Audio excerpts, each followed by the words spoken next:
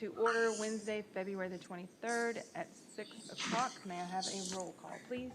Commissioner Lieu. Here. Commissioner Charlie Whitmore. Here. Commissioner Jason Stewart. Here. Commissioner Kathleen Duncan. Here.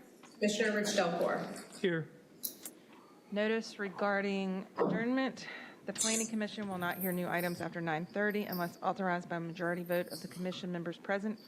Items which have not been heard before 9:30 may be continued to the next regular meeting or special meeting date as determined by the commission members. Notice regarding public comments.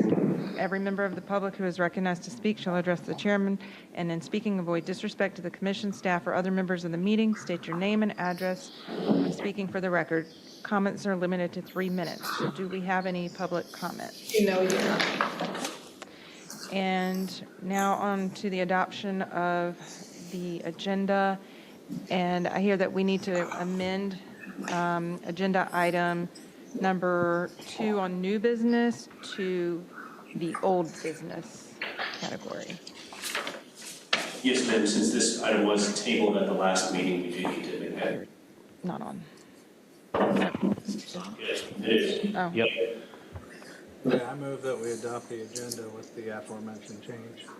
Second. Any further discussion? All in favor? Aye. Aye. Any opposed? Okay. Now may I have a motion for the adoption of the minutes from January 26th? I have to abstain as I was not here. Have a motion. So moved. Second. Any further discussion? All in favor? Aye. Aye. Any opposed? Kathleen, you always have something on the minutes. There was nothing? I had one thought, but I decided to let it go. So now we have public comments for items not on the agenda. We still don't have any of that. So we will move on to old business.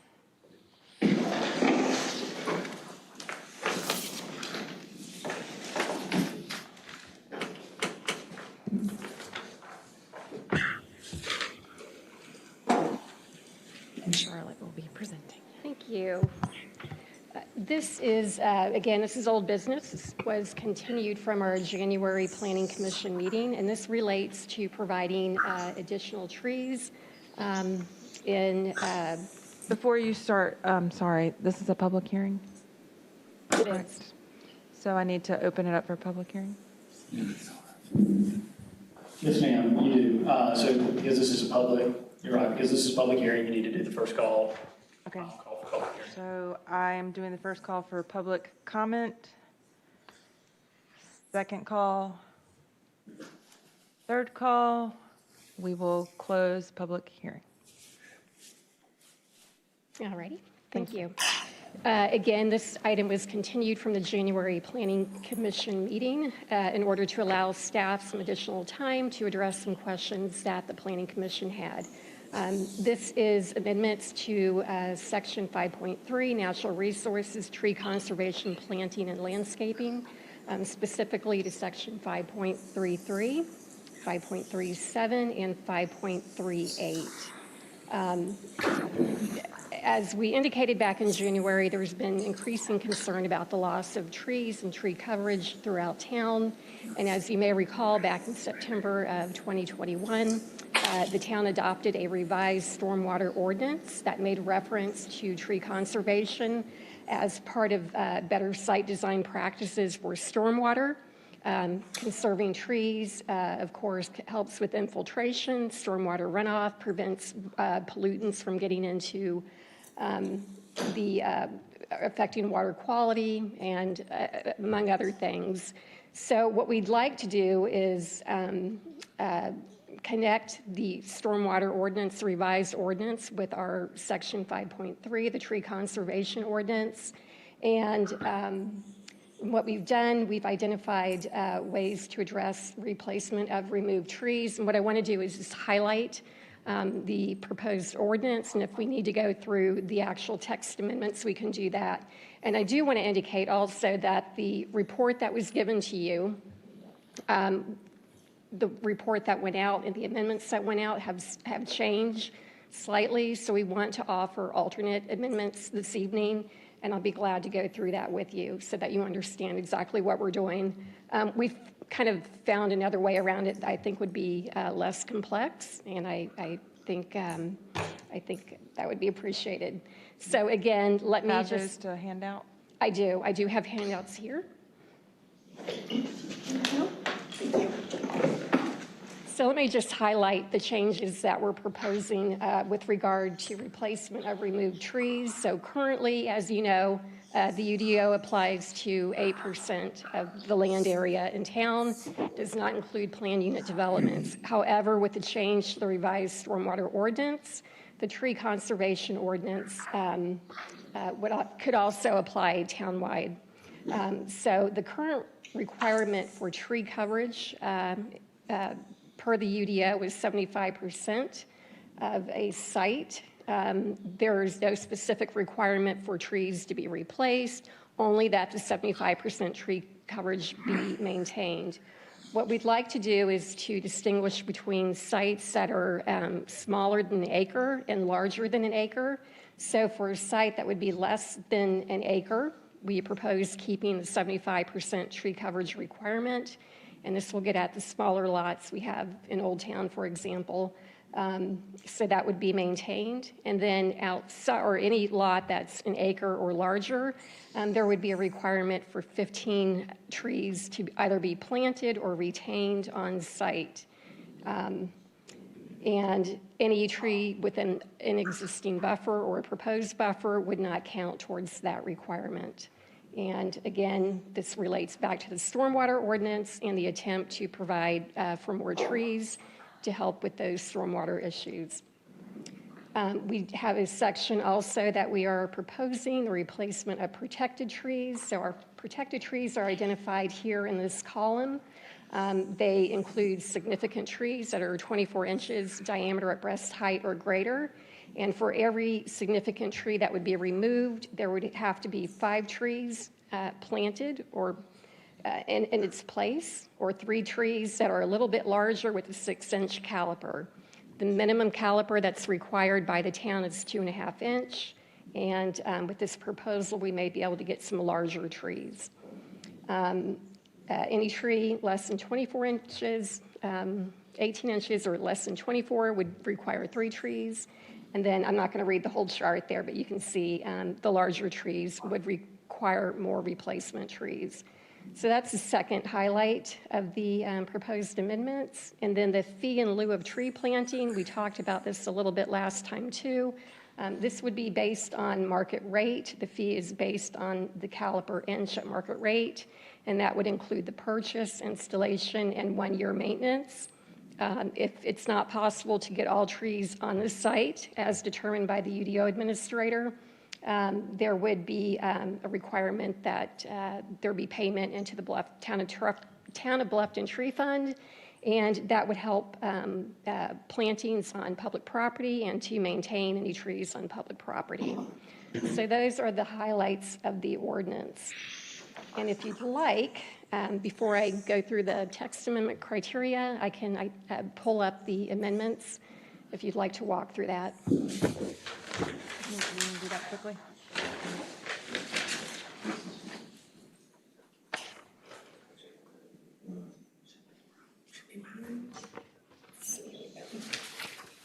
Let me make this larger. So there are some minor amendments here to section 5.33 tree conservation, section 4, and this is just to set up the fact that there's a requirement in subsection G. So this is nothing of any substance here. The main changes, as I pointed out, would come with the replacement of removed protected trees. Again, we make a distinction between properties that will have land disturbance that are smaller than an acre and properties that are an acre or more. Again, tree coverage would only be required, the 75% tree coverage would be required for the properties less than an acre. The replacement trees would have to be 2.5 inches, And then we do encourage larger replacement trees if that's possible. So for example, if a developer wanted to plant a minimum 4-inch caliper, those would be counted as 2 trees. So that's new in the ordinance. And here's the chart that I just went over. Again, requiring the larger trees, requiring more replacement trees. And then if there is the no ability to plant on site, then the fee of lieu would be based on market rate. And let me go back up here and mention this too. We're proposing that this be removed here, the portion that I have in strike through, because this references the tree coverage, and this is actually in the landscaping section. So I removed that. So those are the proposed changes, the alternate amendments that we are recommending. Okay, thank you. Any questions about that? You gotta open it up for everyone. Some comments, questions? What you got, Kathleen? If anybody else has questions first, I'd like to briefly look over this for a second, but if not, I'd like a second just to.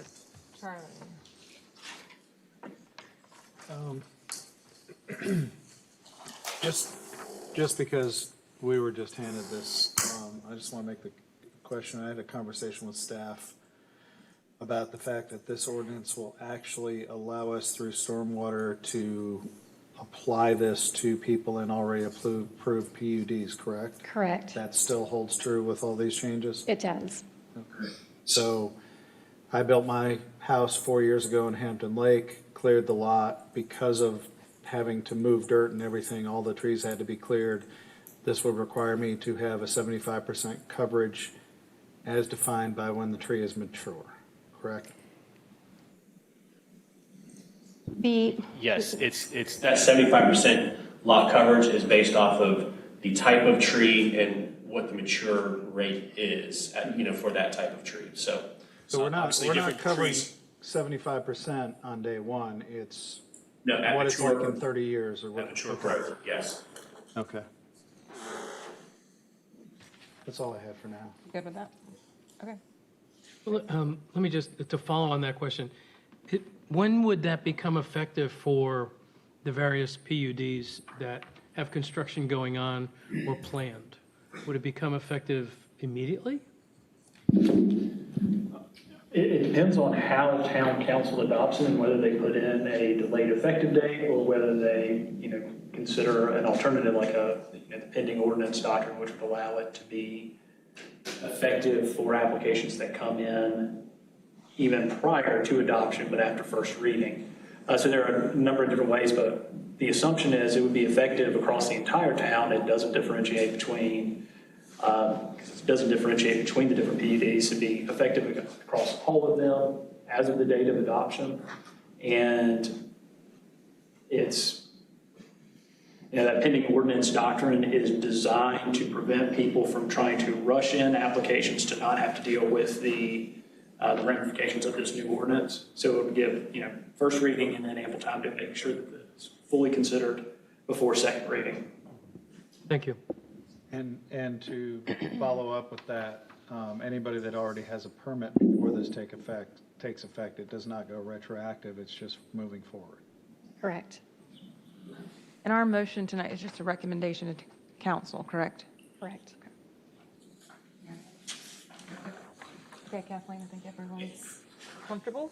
Madam Chair, if I can, just because Sure. as always, we have people watching, we've got people here in the audience, and I just always like to provide a little bit of context with some of the questions that we've received. Okay.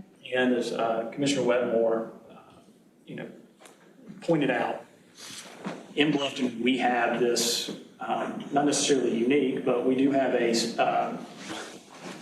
a zoning structure that is heavily reliant upon existing development agreements. And these development agreements typically will lock in certain zoning laws and certain regulations for an extended period of time. And those are permitted by the South Carolina Code. And many of them were entered into decades and decades ago. All of those agreements, as allowed under South Carolina law, do have some limitations and some amendments that can be entered into and there are some set criteria for when those things can be done. Stormwater is one of those that's built into most of the agreements. I believe, I can't say definitively that it's built into all because I wasn't prepared to say that at this point, but I'm quite confident that it is in all of them. But the requirements for amending a development agreement by the town is when it's necessary to address the public health, the safety, and welfare. And those are all built within the development agreements. They're also built within the South Carolina Code to provide that sort of flexibility because of changes in circumstances. But it's not like it's necessarily a change in the density that we're permitting. It really ties back into stormwater, the environmental concerns, and protection of the watershed. And that's the basis upon which we're moving this process forward and having it apply throughout the entirety of the town. Thank you. I hope that provides a little bit of context and a little bit more meat to the answer provided earlier. And so like in the future, when we're all not here, it could change or be amended again, depending on what the circumstances are. Absolutely. And this is, and as I'm sure people have recognized, the town has been very reluctant to try to change these development agreements in the past. It really, there has to be a high threshold met to feel confident that these sorts of changes can come into effect and be done. And that's ultimately a town council decision. It's the public body to make that determination that it meets that threshold. Okay, great, thank you. Anybody have any other comments? Now that you've heard Richard. No. Hi, Kathleen. I have twofold. From being a landscape architect, I have a strong sense of stewardship for the environment. So I am fully an advocate for the trees and for and preservation of those and mitigation of those should they need to be removed. So I by far, probably as much as anybody in this room, have that passion. That being said, I'm also quite adamant about property rights, and this feels kind of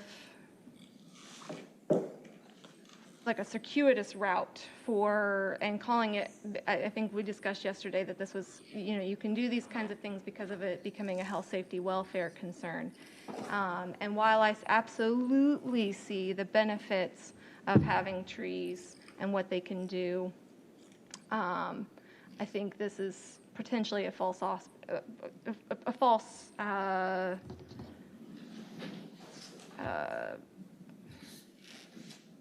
purpose for this.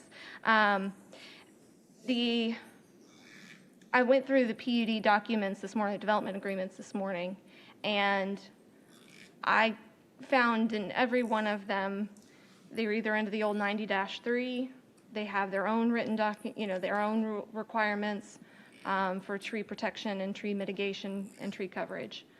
So and those have been in place for a long period of time. So my understanding of the reason that this has come to pass, that we're having to address this, is because of the public outcry associated with the tree clearing that's happened. This, to me, this proposed change doesn't prevent the tree clearing that has happened previously. So it wouldn't prevent that outcry, public outcry.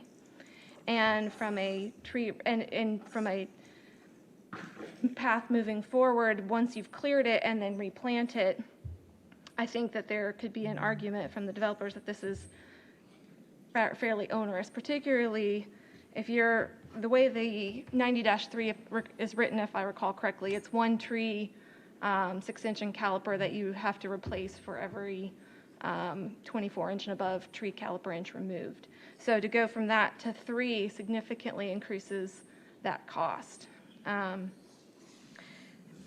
It also creates potential confusion when you're going through this process of, you're now taking this Like when you go through this, a development process, you've got to go review the development agreement and everything that's under there. And there are design guidelines under there. And so now you're facing a situation where you're like, okay, but then those rules don't apply because this is already the case with stormwater. Okay, so I've got to go look over here, which is going to send me over to the UDO so it can point to what I need for tree preservation and mitigation that then applies to my property over here. And I actually think it creates more confusion about what's the priority document, what's required, is this over and above and beyond, is this less, or which is most generous to the property owner. And I have major concerns about this and how has it been reviewed in regards to properties that have been going through development, and does this work on those properties? Where are we seeing these projects that are causing the problem that we're reacting to and making these changes? And so that's a lot of questions, thoughts, concerns I have. Do you have any suggestions as far as things that you saw that? I think we don't need to change it. I think the 75% coverage works. I think that the PUDs are more than adequately covering tree removal and tree replacement. The fact that what the people are crying about are these clear cutting of timberland, which is a crop, which is already permitted. My understanding based off of yesterday, a conversation I had yesterday, was that they're clearing hardwoods, but that's not allowed either under the guidelines, as I understand that. When you go through development process or whether you're doing silviculture, either way. I'm not familiar with some of the things that you're talking about, so that's why I don't understand. And whatever conversations y'all have had, is there something that I'm missing? Charlotte or Kevin? I don't know what her concerns are as far as whatever y'all have discussed. I don't know, Jordan, if you might be capable of answering that. So in the 90-3, the PUD documents, there's a statement that you cannot clear cut, but you have to leave 15 trees per acre.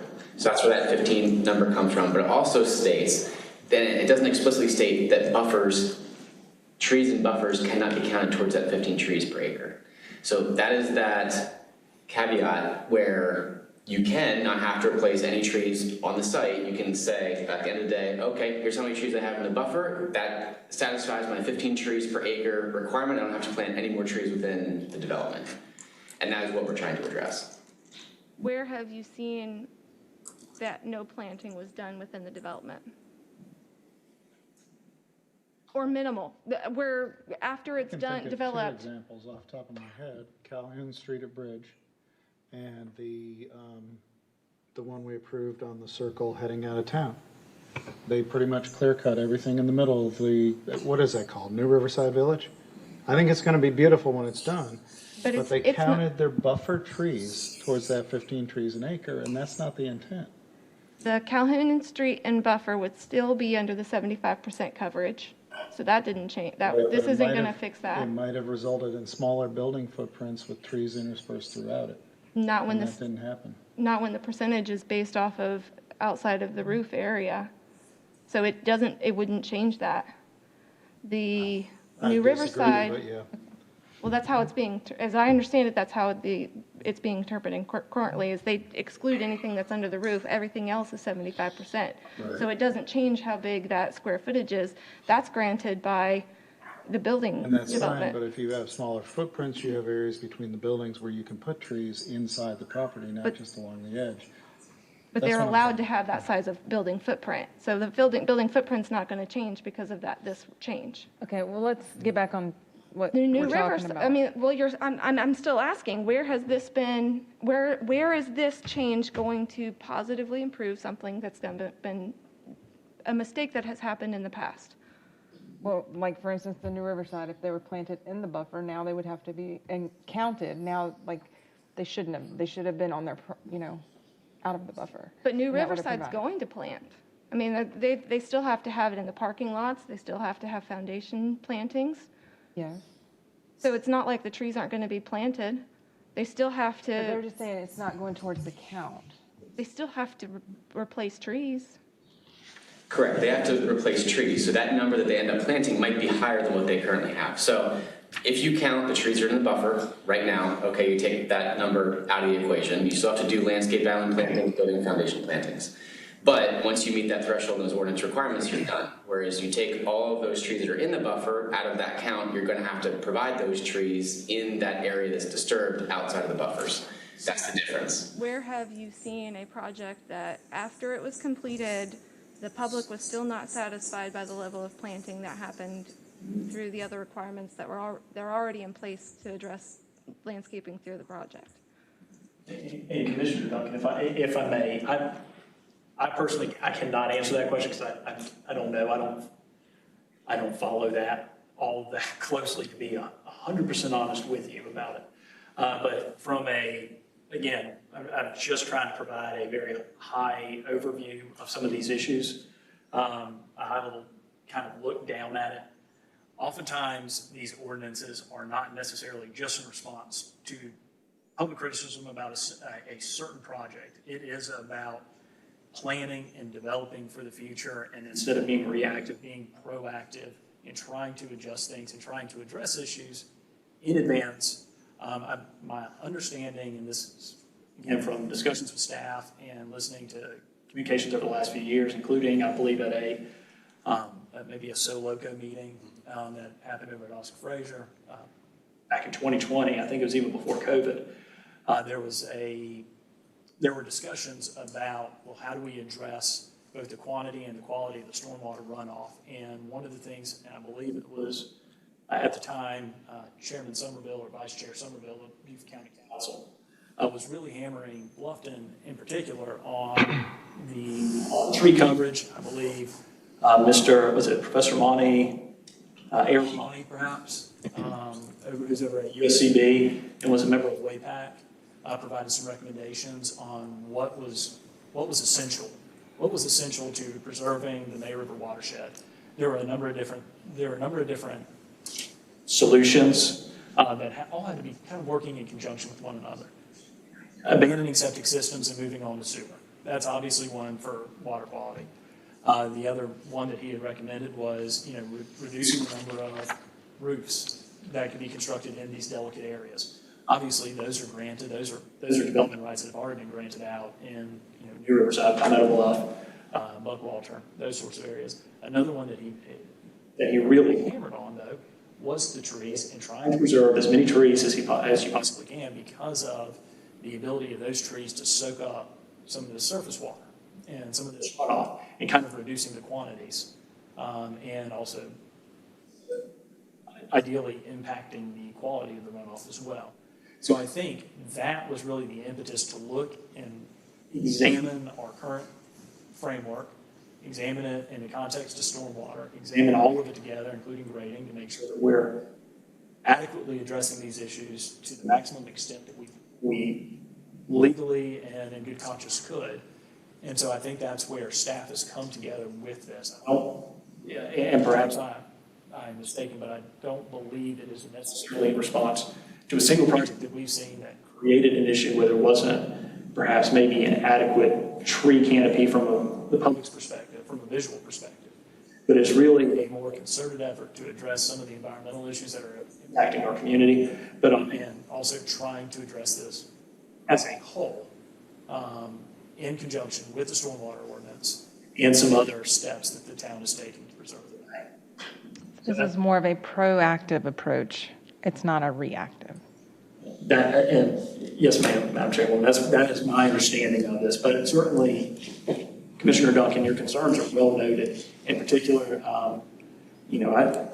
having seen you on Planning Commission a number of times, I truly believe that there are very few people who care as much about the landscape and the trees and the green space in these projects, because that's something that you have always focused on. So I do appreciate your concerns, and I understand where they're coming from. I just hope to try to answer your question to the best of my extent. I appreciate all of that background. And my understanding is the stormwater changes that have been made are ones where it's essentially creating treatment trains, which is improving water quality. And certainly, like I said, trees are very beneficial. They soak up water, the water in this, and we don't, from a engineering standpoint, we don't really take into account how much water, how much that's contributing to the system. We think, put it in this big hole and then we don't have to worry about it. And so I'm very, I'm very sensitive to that. But as I said, I'm also very sensitive to property rights, and I'm also very sensitive to the approval process. And I want something that if we're going to be making changes to the tree replacement, the tree coverage, the tree mitigation, it's something that when I have clients that come ask me, hey, I saw you were, a yay recommending approval of this, and this is just totally backwards. How do you defend yourself? And right now, I don't see how this is helping the situation. Even if you want to call it a proactive rather than a reactive, I'm not sure that it is really addressing where issues are broken within the system. I'm not sure that it's even quantifiable from saying this is actually what's going to get us there. I have major concerns about and Jordan, can you help complete that loop of where the disconnect is of the two different? It's what I discussed earlier as far as the not counting the trees and the 15 trees per acre. So, we didn't pull that 15 trees per acre out of thin air. It's referenced in the UDO documents, and we've just carried that over to say you cannot count the trees in any buffer towards that 15 trees per acre allotment. Because previously it wasn't well defined, Correct. and all you're trying to do now is define it. Yes. Okay, well, I think that your concerns are heard, and you can vote either way you want, and everybody has their own vote. So let's go ahead and make a motion for recommendation or not to town council for the proposed amendments. Do I have any kind of a motion?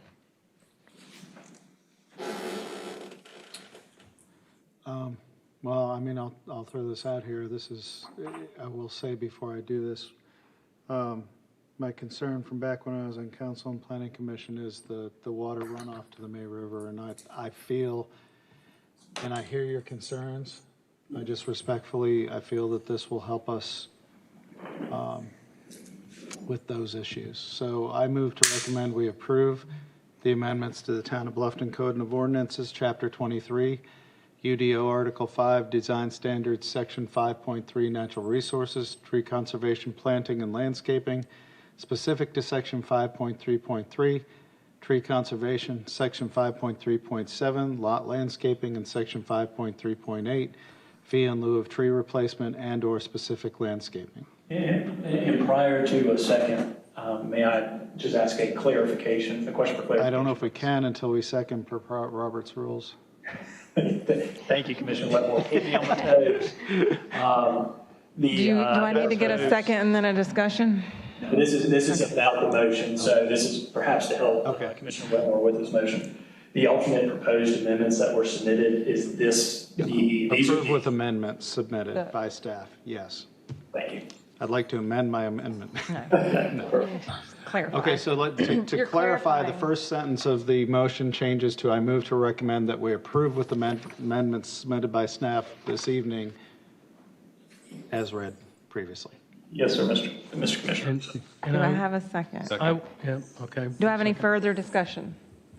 The only discussion I always have, I respect and appreciate Commissioner Duncan's feedback and input. My hope is that this will make enough of a difference to get us on the path so that we can, deal with the tree issues that we've been dealing with. So I support this, but I do appreciate your feedback and respect your opinion. All right. Can I get all in favor? Aye. All opposed? nay. All right. Thank you very much, Charlotte. Thank you. Now we're going to go to new business, the Brightwater Parkway Access Management Plan. This is also amendment, and Kevin, you're going to go over that with us, please.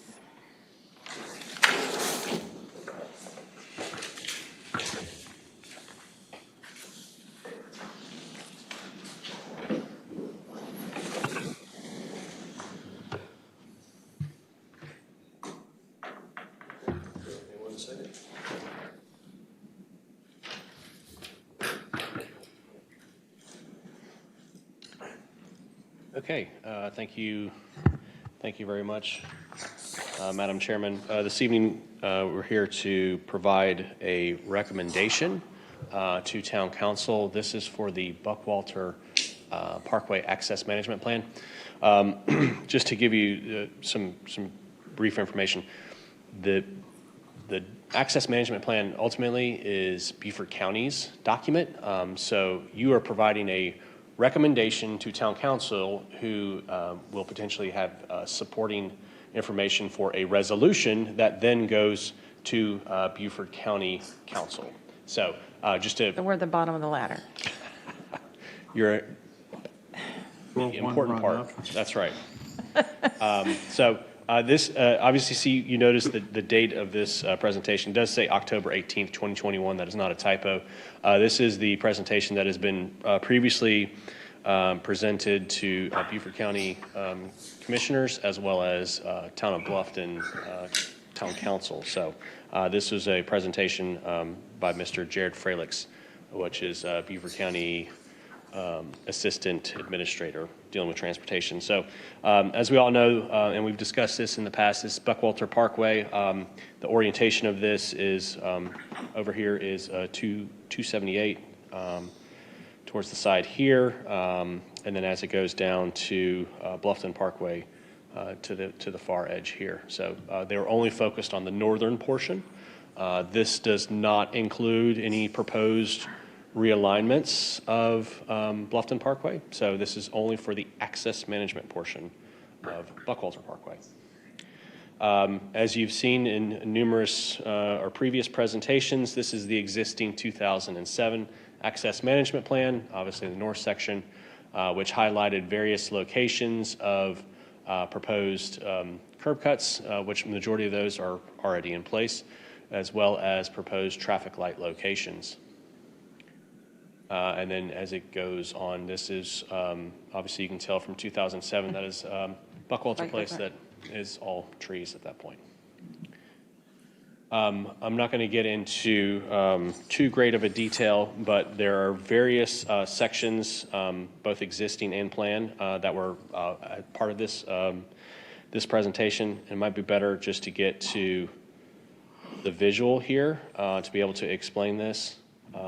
So in the previous 2007 plan, and I'm going to use my cursor here to show where it says RIRO, which is right in, right out only.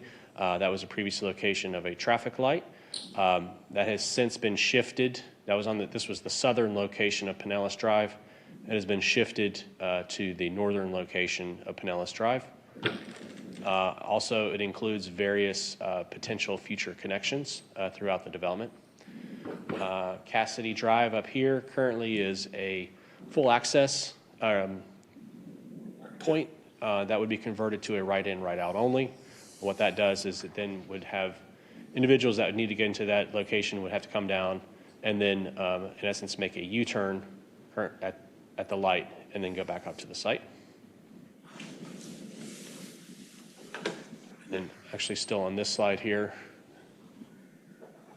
we had a previous light being located here. This was at the entrance to what is now the May River Marketplace and Washington Square. That would be converted to a right-in, right-out only. There was a traffic light proposed there. And then the new proposed location would be for Mott Street and Parkside Drive. That is the main entrance for Woodbridge. Obviously, all of these lights, just because this access management plan is adopted doesn't necessarily mean that the lights are going in right away. Still would be required to have a signal warrant analysis for each one of them to determine at that point in time if it is appropriate to have a light at that location. As development comes online, we then work with the engineers as well as Beaufort County to determine, all right, is it time for a determination, a warrant? And if at that point it is determined, then they start to move forward with the construction of a light. This also includes potential locations of a new light. This is the Kroger Fuel Center, and then they would have a light at this location. And then there's already in the works for a connection between Washington Square and Buckwalter Place. So it would then cut through at that location and then provide a light. Then you'd have right-in, right-out onlys, limiting access along the parkway. And then you still have the two existing lights that are located here. It goes into great detail on the length of each one of these. Obviously, scenario 1 is the 2007. 2021 is for scenario 2, and you can see some of these would be lengthened out, while some of them are kind of shortened up a little bit. That ultimate goal is to have a uniform amount of distance in between those traffic lights, while for a safety standpoint, providing them at the key locations. Well, that's really it for the presentation. So, so this evening, you would just be making a recommendation. I don't have a proposed motion in front of you. However, let me go to the staff report here. You had all that information. So in essence, you'd be making a recommendation to town council, who ultimately is providing a resolution to bring this in front of Beaufort County Council. And then from a time standpoint, you can see where we are in the process, which this evening, February 23rd, is the Planning Commission making that recommendation. And then we would forward this to the March 8th Town Council meeting. So we're the 6th run on the letter.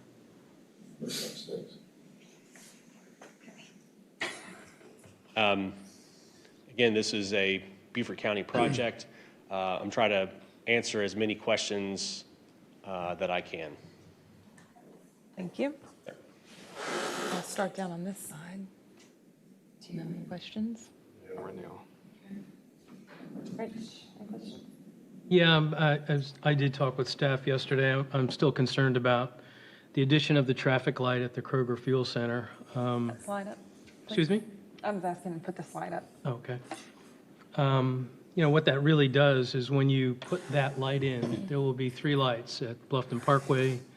It'll be the second light at Buckwalter Place, and then the Kroger Fuel Center, less than 2,600 feet. So it's 3 lights within a half a mile.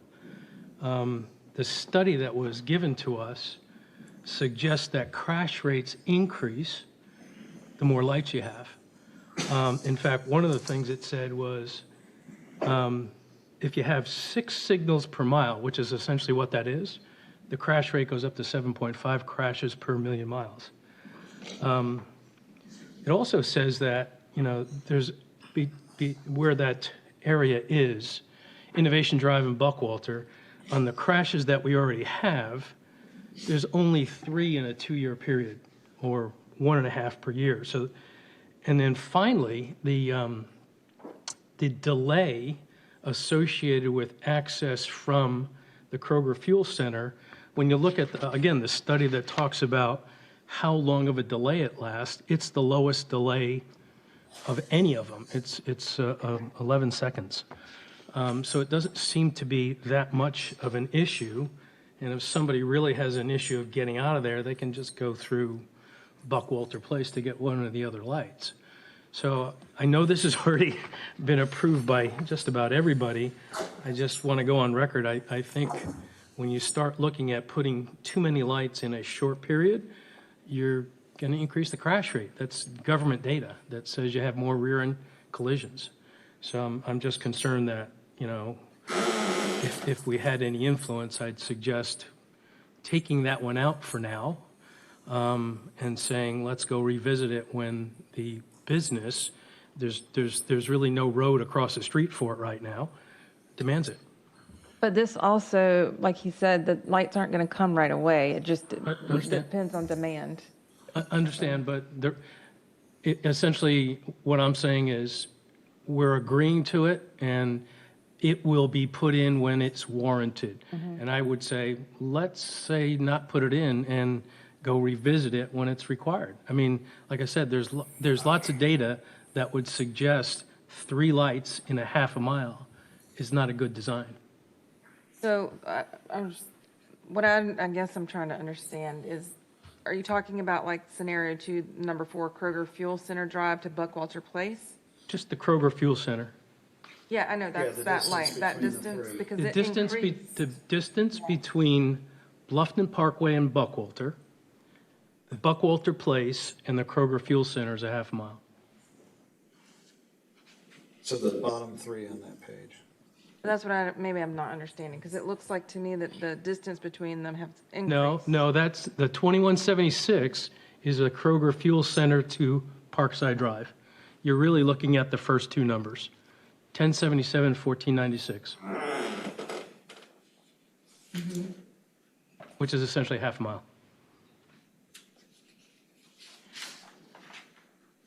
And again, I recognize that this has all been approved, but this is one of these things where just because it's approved doesn't mean, as Kathleen just said, have to agree to it.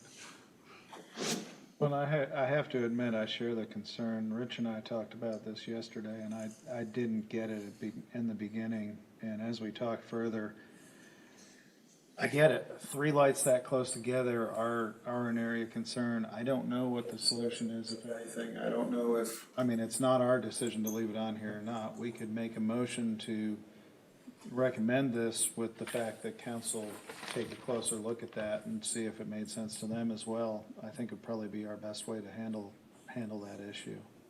So you're right, your role is advisory in this circumstance. You need to make a recommendation to town council one way or another, and you can make that recommendation as succinct as you would like, yes or no, or you can add in those sorts of comments. It's really up to y'all's discretion.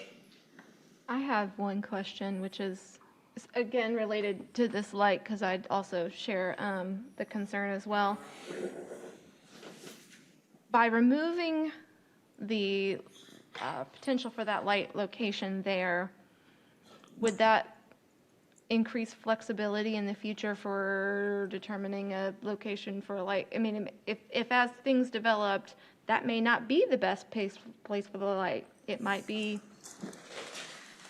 a quarter mile or a tenth of a mile down the road at one of the other intersections that's there, just because of how things have developed.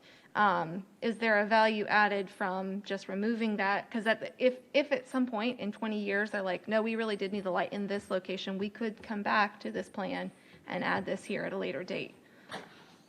Well, that's what we're doing now. 2007, I happened to be on council, is when we did the last map, and they weren't all in the right spot, so you're exactly right, yeah.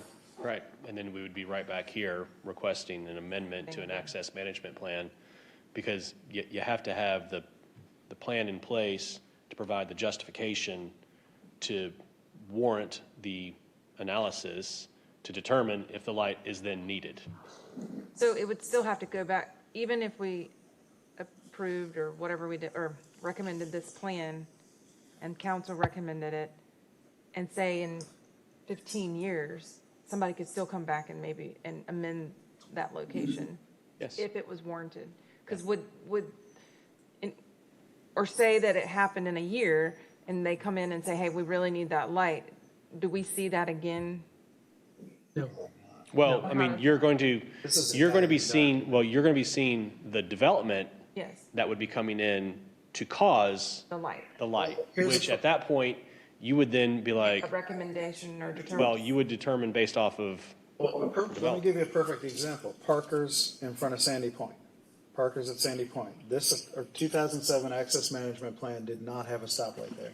It still got built there. So the short answer would be if it gets located somewhere else. and that is a temporary light. Okay, So I did not know How that. long is temporary? So far, 12 years. that is a temporary light. So. Okay. So it does eventually have to conform to the access management plan. Which is why I would suggest we recommend, even though we may get ignored, to delete that Kroger Fuel Center light in the access plan that we're being asked to look at.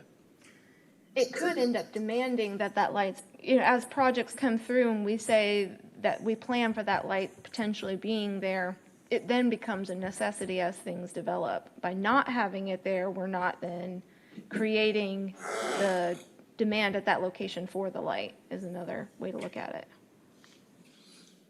That make sense? I don't know. I'll let you make that motion. I understand what you're saying, Rich. I would suggest we modify it a little bit and suggest that council looks at removing it as opposed to just flat out saying you should remove it. That's Yeah, just well, my and, thought. and what I was going to suggest that we approve the recommendation plan, but suggest the deletion of the signal at the Kroger Fuel Center be considered. Okay. Well, I think we're gonna, when we get to it, I So think that, he's so gonna. the deletion or the I relocation or I said, the, what I would say is, I would move to approve the recommendation, but suggest deletion of the signal at the Kroger Fuel Center be considered. I would put a reason on there too, though, yeah, due to the proximity to the other lights. I've got a whole list of proximities I could share you're with gonna you. make the motion. Just as part of the motion, Okay, that's my sure, suggestion. sure. I do, were you done, Kathleen? I'm sorry. Yes, I'm done. Okay, I do have one thing, and I'm gonna be as nice as I can about this. Can you go back up? I don't know if yours are numbered the ways ours are on the packet, but can you go back up to 13? Page 13. Yeah.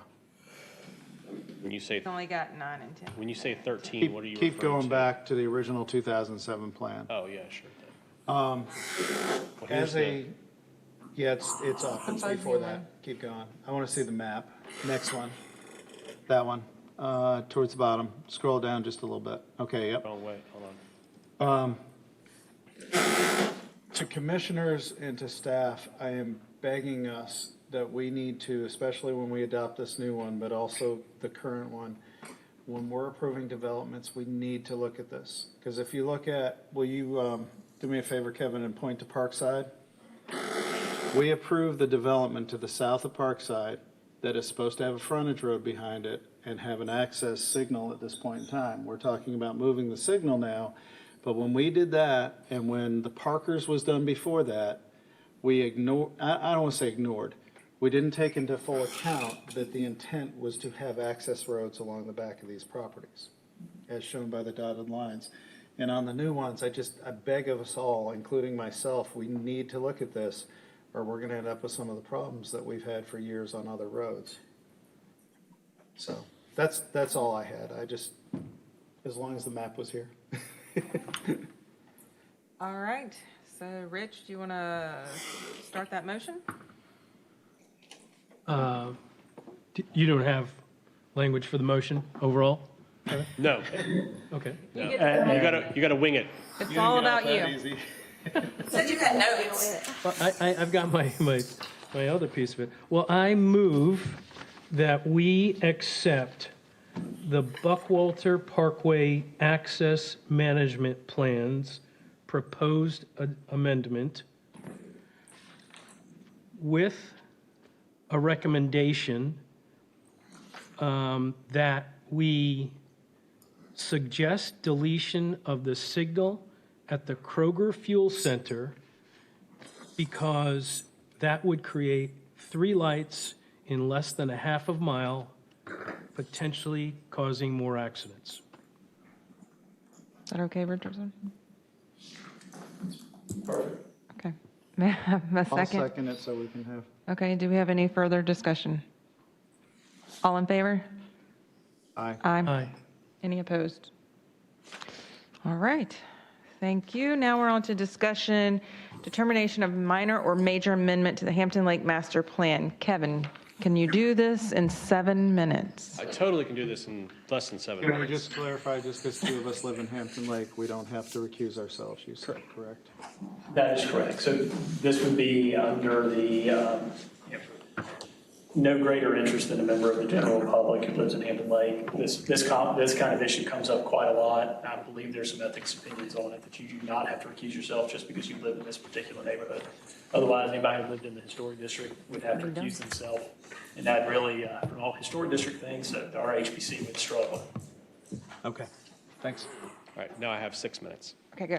Okay. No pressure. All right, so we're here this evening. The developers for Hampton Lake, who are in the audience here, Mr. Reed and Mr. Reed, have come to staff with questions. They have a site in the Hampton Lake master plan, and I'm going to zoom in on this a little bit to make it a little bit easier to see.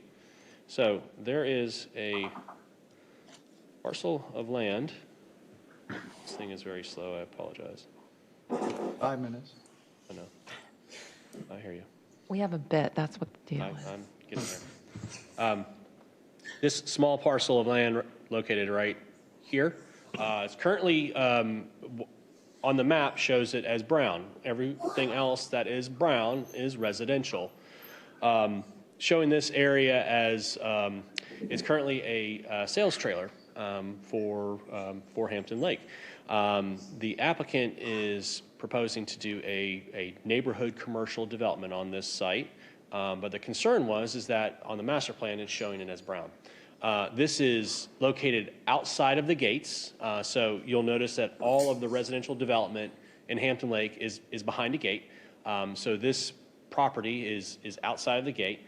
It is surrounded completely by, and what I've done here is the area that is technically in green here is another master plan, which is called the Brightwater master plan. And that is located here. There's wetland preserve land to the north. This is dedicated as commercial development. This is to the west. And then back onto the Hampton Lake master plan, you have wetlands area here, and then commercial development to the east, and then commercial development to the south. So the applicant, or it's not even an applicant at this point, they haven't submitted an application. They're looking at us as determine if this is a minor amendment or a major amendment to the master plan. A couple of years ago, and I had the code section pulled up. A couple of years ago, we had a section of the ordinance that specifically gave the ability to the Planning Commission to review and determine if a master plan amendment is considered a major amendment or a minor amendment. I'm almost there. Sorry. Getting dizzy. Oh, there it is. Is this it? So that's development. I'm getting there. I had it pulled up. All right, so here it says, at the request of the UDO administrator, the administrator may submit an application to amend a PUD master plan to the Planning Commission for determination of major or minor. So what we're getting down to is staff is looking to Planning Commission to determine if changing the brown here to yellow, which is that neighborhood commercial, that's the less intense development. That way the applicant, which has development rights, they have commercial development rights to be able to develop on this site as well as the adjacent site at the same time. Also, you'll notice a lot of these dotted lines on here. Those are the power lines and the power line right-of-ways. So this dotted line right here, that represents the area to the south of where a building can actually go. So this site is extremely limited on building placement and then parking lot placement. So, and it's the intent overall has always been for commercial development and to not have residential development outside of the gates. So I'm looking to you to kind of provide that guidance. And then if determined, which staff is at the believing that it's more of a minor amendment, we would then proceed with the application to go through the minor amendment process, which still goes to the Development Review Committee, which 3 of you will see that. And you have an opportunity to make comment on it. And then any necessary changes are made, and then it's approved at administrative level. So what are you looking for us to, it's not a motion, it's just a, It's not a motion, it's It's a, a- I mean, is it an official motion? That was, Madam Chair, that was a question I had as well. Just for clarity purposes, this is, y'all are looking for the Planning Commission to provide guidance Yes. as to what the UDA administrator should determine in this case, whether it's a minor amendment or Yes. a major amendment. Yes. So this is similar to sometimes when y'all review the proposed UDO amendments before they actually come to you for a decision, so you can provide that guidance to town staff. So this is more of an informal discussion, not no motion would need to be made, just to Us get your talking and- opinion. okay. Ready for our opinion? Yes. Ready? It's always been used at commercial. I don't see why it's not commercial. I don't see why you can't do that and keep us out of it. Okay. I don't mean that in a bad way. I'm with you, because I think that was a mistake. They shouldn't have made that residential. I don't know, maybe it was an oversight, but that would have never happened. And as you know, the development plan will come to you. We'll So, see it again anyway. yep. Anybody else? I just had a question that came up in the meeting yesterday. Would this set any kind of precedent for future requests of this nature if we were to? It's only whenever it's typically master plans that are coming in, staff is saying that is a major amendment. Very rarely have we had any that come in at a minor, and we would probably be back in front of you again if something was close to being a minor amendment. We would bring it in front of you for that determination. And the comments that Mr. Iker made about this, all the limitations on this particular parcel, how Commissioner Denmark made the comment about it appears to be perhaps even just an error in the coloring on the plat, that maybe it was not intended to be brown. I think that you have enough factors there that would differentiate this from the majority of your other master plan amendments, that you wouldn't set a precedent. And I don't think that should be a overriding concern. But just to clarify, it was Mr. Reed's error, not ours, right? Correct. Absolutely. Someone picked up the wrong color crayon. It's never our fault. In terms of how this master plan was set up, in terms of percentage of commercial property versus residential property, is this, by converting this property over to commercial, would that upset any kind of balance that would be required for that? Nope. You've got two people on either side of you that would say no, and we live in that community. So- Well, no, I mean, like in terms of required, you're only allowed so much commercial, and this would be breaking. No, some- he I has wanna all the live under a commercial power rights line. already associated with it, so all's good. That's it. That's all we have. That's what I would say. I move Okay. we adjourn. I don't, You're good. Is everybody okay Yep. with this topic? I am okay with the topic. May I have All a right. motion to adjourn. So moved. Second. All in favor? Aye. No, just go.